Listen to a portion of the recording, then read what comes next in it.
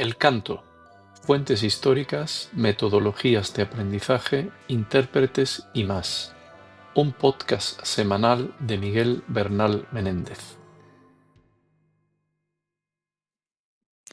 Hola de nuevo en nuestro podcast dedicado al canto, a las técnicas vocales históricas, los intérpretes, los teóricos y cualquier tema que me pueda interesar en este mundo del bel canto.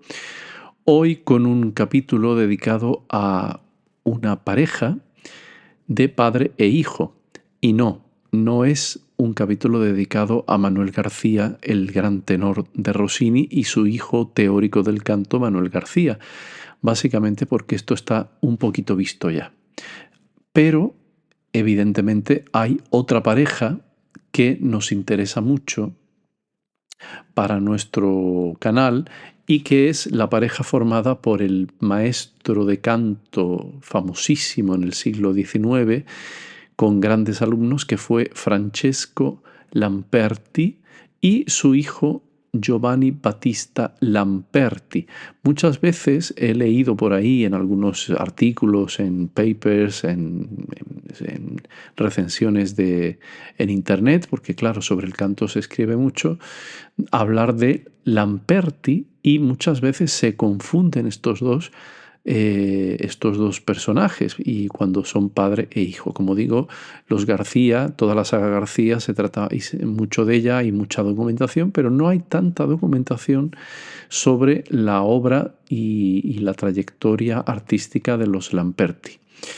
Hay que entender que Francesco Lamperti, que había nacido en el año 1811, fue un gran profesor y que tuvo grandes alumnos, y entre ellos alguien que seguramente os sonará, el gran tenor Julián Gayarre, muerto demasiado prematuramente. Pues Julián Gayarre, cuando fue a Italia, fue a Milán, la cuna, digamos, en el siglo XIX de los estudios de canto. También hay que entender que ahí estaba el teatro de a la Scala, donde pasaban los mejores cantantes del mundo, ¿no? Y pues Gayarre fue al Conservatorio de Milán a estudiar con Francesco Lamperti, que fue el que le dio el gran toque, ese toque maestro que luego demostraría protagonizando, por ejemplo, para Donizetti, Il Duca d'Alba, ¿no? La ópera Il Duca d'Alba. El hijo, Giovanni Battista Lamperti, había nacido en 1839 y atravesó la frontera del siglo XX muriendo en 1910. También fue un gran profesor y estimado profesor que tuvo también alumnos muy destacados. Ahora comentaré algunos de estos alumnos. Y ambos dos conocemos su trayectoria no solamente por sus alumnos, sino por sus escritos teóricos y prácticos sobre el canto. En este caso, el primero que quiero comentar es el tratado de Francesco Lamperti, padre, que tuvo tal importancia que se tradujo al castellano en el año, creo que era 1865, digo bien, 1865, se tradujo al castellano, y el mismo Lamperti lo dedica a este volumen, que se puede encontrar en la Biblioteca Nacional de España, lo dedica a la reina Isabel II. Concretamente, dice: a Su Majestad Católica, doña Isabel II, reina de España, dedica esta obra humildemente el autor. Bueno, pues esta primera obrita de canto, de tratado de canto de Francisco Lamperti, como reza el título, la portada del tratado, se titula Guía teórico-práctica elemental para el estudio del canto, dictada a sus... lo veo muy pequeño, a ver si lo puedo aumentar. Aquí está. Dictada a sus discípulas del Real Conservatorio de Milán por el profesor Francisco Lamperti, caballero de San Mauricio y San Lázaro, socio honorario de la clase de compositores de la Academia de Santa Cecilia en Roma, etcétera, etcétera. Pone los precios: editor Antonio Romero, Madrid, calle de Preciados, número 1. Bueno, pues como veis, aquí está este tratado, que, como digo, tuvo tanta importancia que fue incluso traducido a- a- al castellano. Entonces, el tratado tiene diferentes partes y voy a pasar muy de puntillas con las partes que más me han interesado, ¿va? Y he subrayado algunos párrafos, algunas palabras. Bueno, el preámbulo del tratado de Francesco o Francisco Lamperti, él dice que sus lecciones, sus conocimientos sobre el canto se basan en las antiguas enseñanzas del célebre cantante Pacchierotti, el que sabe respirar y silabear bien sabrá cantar bien. Entonces, algunos han dicho que Lamperti eh, se autodenominaba como un sucesor o un epígono de Antonio Bernacchi, cuando a quien está citando más bien es a Pacchierotti. En todos los tratados escritos de canto sobre la época siempre aparecen las causas de la decadencia del canto.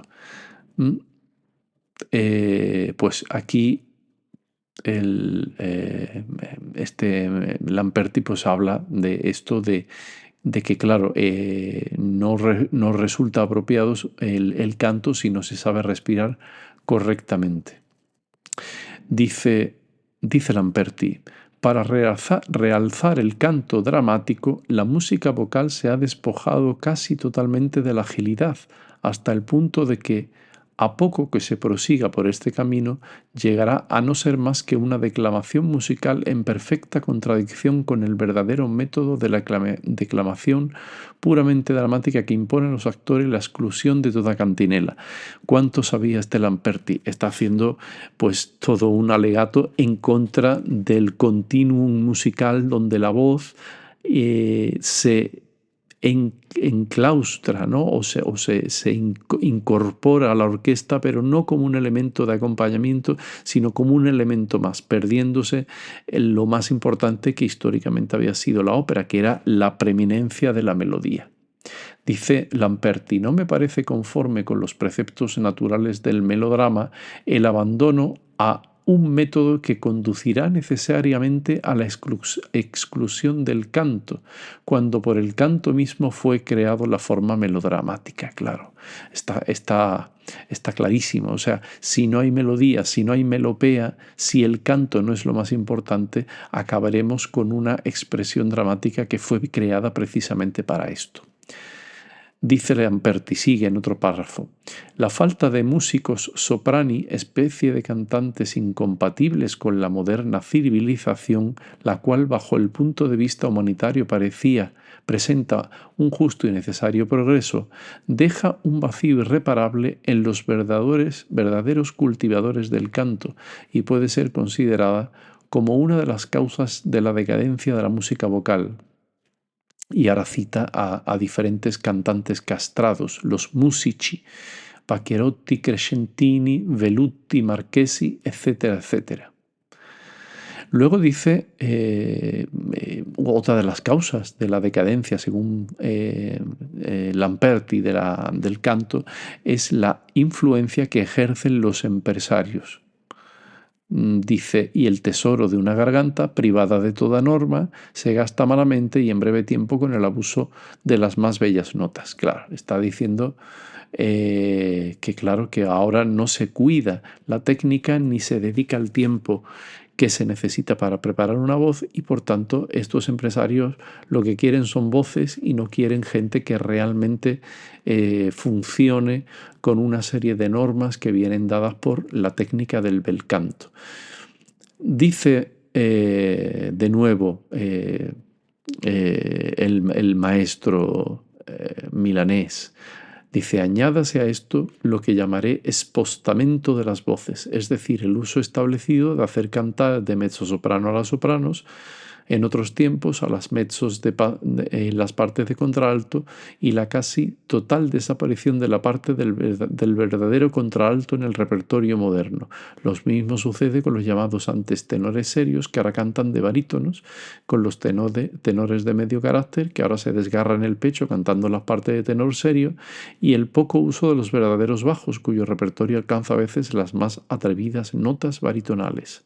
Claro, él dice que el cambio del diapasón, es decir, este diapasón cada vez más alto en su época, que ya se notaba, hace que las voces no puedan cantar en su tesitura natural y que aparte el espostamento, el bajar de tesitura o subir de tesitura, no hace un gran favor para que los cantantes canten en donde tienen que cantar precisamente. Sigue el maestro hablando en su artículo primero de lo que es la voz, la definición. Siempre el tratado está hecho siempre con la estructura de pregunta y respuesta. Por ejemplo, empieza con de la voz, pregunta, ¿qué es la voz? Respuesta, la voz es el sonido que produce el aire enviado fuera de los pulmones, pasando por el aparato vocal que tenemos en la garganta llamado laringe. Y así continúa con esta manera. En el artículo segundo habla de los sonidos de diferente naturaleza producidos por los diversos registros de la voz. Y aquí es curioso porque él habla de 3 registros femeninos y 2 registros masculinos. En las voces de mujer dice que son el registro de pecho, que es el más grave, el de falsete o medio, que está en el centro de la voz, y el de cabeza, que es el más agudo y brillante de la voz femenina. Claro, él habla de la voz femenina con 3 registros en vez de 2, como en el hombre. Ese registro de pecho él lo coloca sobre el sol, desde el sol grave hasta más o menos el fa central del pentagrama, registro de falsete o medio desde el re grave hacia el do dentro del pentagrama y el registro de cabeza desde el do hasta el do sobreagudo. Esos son los 3 registros. En cambio, en las voces masculinas, él habla de 2 registros, pecho y falsete, y dice, llamado vulgarmente voz mixta. En esto, él habla que el registro de pecho va en toda la extensión de las voces masculinas, desde el fa grave hasta el fa agudo, eso sería todo registro de pecho, pero ya dice que el registro de falsete o mixto comienza en el la central y llega al do sobreagudo. Es curioso esta manera de explicar los registros, pero es un aporte interesante de Lamperti. El artículo 3 habla de la posición de la persona, de la boca y del aparato vocal. La posición de la persona se refiere a lo que los italianos llamaban portamento di persona, es decir, a la manera de estar. Dice que la boca ha de estar siempre como sonriendo. Esto me ha parecido interesante porque se adecúa muy bien a toda la teoría del 18. El artículo 4 habla de la respiración, donde habla de respiración entera cuando se hace lenta y completa y media respiración cuando esa respiración es por gravitación súbita. El artículo 5 habla de los timbres, lo que nosotros conocemos hoy por el color de la voz, y habla de 2 timbres, el abierto y el cerrado, y que el abierto es el timbre más habitual y el que se debe de utilizar casi siempre. Y también es interesante porque Lamperti dice que no ha de confundirse el timbre o color abierto con un timbre blanco y esguajato, lo pone en italiano. Aquí dice, hablando de los timbres, que se adhiere a la opinión de Mancini. Ya sabemos que esta gente leía y sabía de lo que hablaba y se refiere al gran castrato, maestro de canto en Viena, Giambattista Mancini, del que ya hemos hablado en este canal. El artículo 6 habla de la emisión de la voz, lo que se refiere a el ataque de los sonidos y dice que se practica en 4 modos diferentes. El primero es el ataque con voz sonora, pero sin forzarla y apoyándola en el aire. La segunda manera consiste en atacar el sonido con voz sonora y ir yendo hacia el piano de manera gradual. La tercera manera es yendo del pianísimo hasta el más fuerte, y la cuarta es yendo al pianísimo, al fuerte y disminuyendo poquito a poco. Pues son 4 maneras, 4 ejercicios de colocación de la voz de menor a mayor dificultad de las que habla el maestro. Aquí de nuevo habla de la influencia que él ha tenido leyendo a Mancini. El artículo 7 habla del apoyo de la voz sobre el aire, siempre se entiende. El artículo 8 de la vocalización o agilidad. Y habla de 4 tipos igualmente de ejercicios o de articulaciones en la agilidad. Habla de la agilidad de portamento, la agilidad legata, la agilidad piquetata o picada y martellata o martilleada. Son las 4 maneras de trabajar los ejercicios de agilidad. Y comenta que la manera más habitual o más sencilla de atacar primero es utilizando la agilidad legata.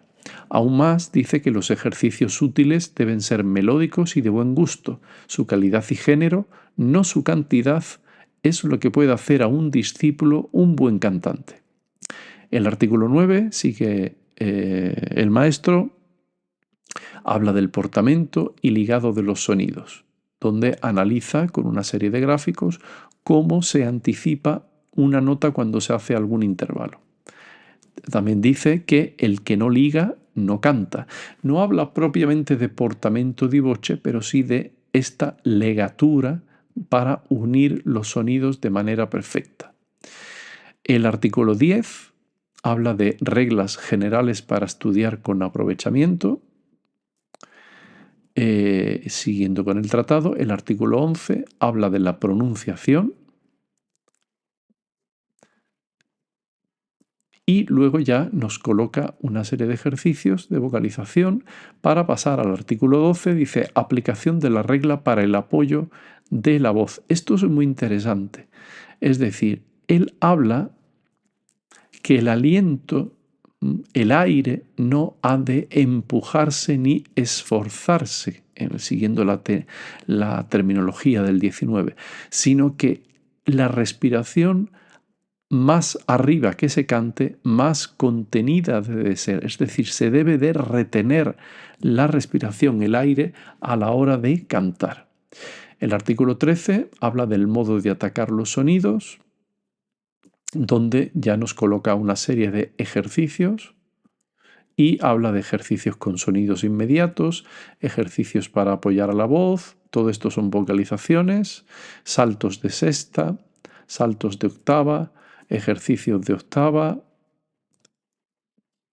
vamos a ver, ejercicios para la agilidad. Es decir, en este capítulo ya añade dentro del texto un montón de ejercicios para practicar todos estos conceptos teóricos que Lamperti nos ha puesto. Hay otro ejercicio para estudiar el grupeto, otro ejercicio para las escalas cromáticas, otro ejercicio para el trino, escala de octavas.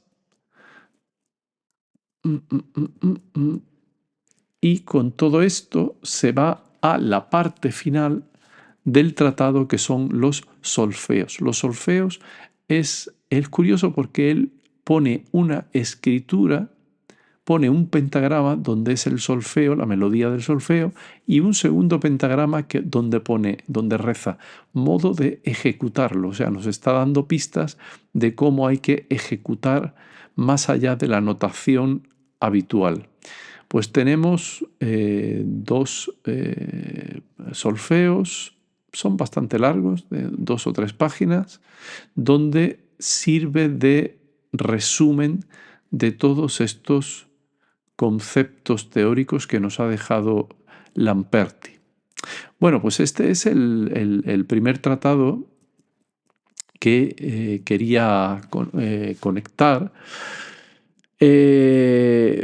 También es importante un poco el resumen, donde una vez que ha escrito los solfeos que he comentado, el final, digamos, el resumen final de una página que coloca Francesco Lamperti, dice que debe a toda costa evitarse en la enseñanza el estudio de las óperas modernas, cuyo canto puramente dramático es nocivo para el desarrollo y cultura de las voces en general, y en particular de las femeninas, que sin excepción deben ejercitarse en el repertorio antiguo de las óperas Bellini, Donizetti y preferentemente a todas con las de Rossini.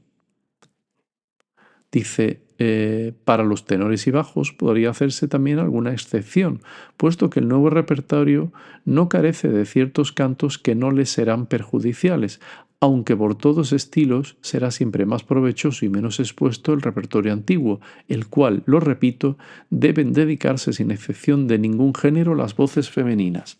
Bueno, pues es interesante porque él nos está diciendo que claro, que el género más dramático, verismo en ciernes que ya se veía, ¿no?, en el horizonte de la estética de la ópera, no era especialmente bueno para cultivar las voces de las estudiantes femeninas y un poquito más, si se quiere, los estudiantes masculinos. Y es curioso como Donizetti, Bellini, Rossini, el puro bel canto, es lo que aconseja Lamperti, ¿no?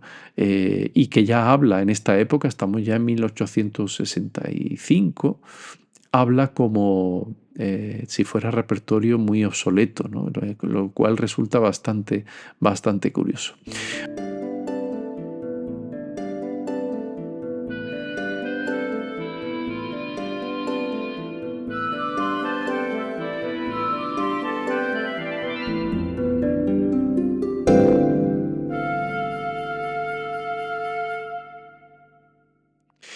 Bueno, una vez analizado muy sucintamente aquellos párrafos, aquellos comentarios de Francesco Lamperti, maestro que fue del Conservatorio de Milán, más de 20 años, y luego de manera privada, quería ir a el hijo, que por lo que yo he podido leer, no tuvo un rapporto, como dicen en italiano, como se dice en italiano, no tuvo una relación demasiado buena con su padre. De hecho, a pesar de que toda la profesión la aprendió primero como corista en el coro, en coro de iglesia, y luego estudió piano, estudió órgano, y luego lo que fue interesante para él fue el aprendizaje junto a su padre, porque actuaba como pianista repertorista, como pianista acompañante en la clase de su padre Francesco, pero parece ser que su padre pues no tenía muy buena relación con él y no confiaba mucho en que él se ganara la vida como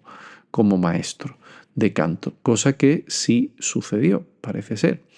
Bueno, el único tratado, el único escrito de Giovanni Battista Lamperti, se llama La técnica del bel canto y fue publicado en inglés por la editorial Schirmer en 1905, ya a principios del siglo XX, y tiene unos capítulos también interesantes. Requerimientos para el alumno y el profesor, la posición del cuerpo, la respiración, el ataque de la voz y la resonancia, la soprano de coloratura, ejercicios para el ataque vocal, la unión de los registros, la agilidad vocal, el trino, la preparación y la aceleración del trino, los trinos sin preparación, las escalas cromáticas, las notas en staccato, las notas tenidas y la mesa di voce, el portamento, y luego analiza también las voces de soprano coloratura, soprano dramática y mezzosoprano, aguda. Observaciones sobre el cambio de registro, las voces más graves masculinas y femeninas, y luego analiza también la voz de tenor y las voces más graves de hombre, de barítono y bajo. algunos apuntes sobre el estilo musical, algunos apuntes sobre el estudio de los roles y algunos apuntes para terminar sobre la higiene de la voz. Pues es interesante también la lectura de Giovanni Battista Lamperti, porque también fue un profesor que tuvo alumnos, al menos si hacemos caso a sus alumnos, tuvo alumnos muy, muy, muy importantes como Marcella Sembridge. Uno de sus alumnos publicó en Estados Unidos, se dedicó a tomar notas en sus lecciones con el maestro Lamperti, el hijo, Giovanni Battista, y publicó un pequeño manual que resumía las notas que había tomado en sus clases y que lleva por título Vocal Wisdom Maxims of Giovanni Battista Lamperti. El sujeto, el alumno en cuestión, es William Earl Brown, que publica este libro, aunque yo tengo una edición, lo tengo aquí delante, del año 2010 en Estados Unidos. El original se publicó en el año 1923. Dice Vocal Wisdom Máximas de Giovanni Battista Lamperti, maestro de Marcella Sembridge, Roberto Estaño, Hastreiter and other famous singers, y otros cantantes famosos, grabado y explicado por su alumno y asistente William Earl Brown. Hay un actor actual que se llama William Earl Brown, pero no es este. Este fue un alumno de canto y empresario también, que tuvo también sus alumnos luego, y es interesante. Bueno, los temas, pues como podéis imaginar, van desde los temas más habituales del canto, el apoyo, la ecualización, la unión de los registros, etcétera, etcétera. Pero es interesante echar un vistazo porque, digamos, es un resumen de toda la escuela de Lamperti, pasado por su hijo y resumida por él, William Earl Brown, el alumno de este. Bueno, pues por hoy creo que os he dejado información interesante. Son libros que se pueden localizar, el de Francesco Lamperti en internet, por supuesto, y en la Biblioteca Nacional de España. Podéis mirarlo en la Biblioteca Digital Hispánica, que está en abierto y se puede bajar perfectamente. El libro Vocal Wisdom se puede encontrar en librerías, puesto que ha habido un montón de reediciones de este libro. Y las técnicas del bel canto también se puede encontrar si se bucea un poquito por las redes y las bibliotecas que tienen sus fondos digitalizados online. Bueno, pues un saludo, espero que os haya interesado este programa de hoy, este episodio de hoy, y nos vemos en los siguientes. Un saludo.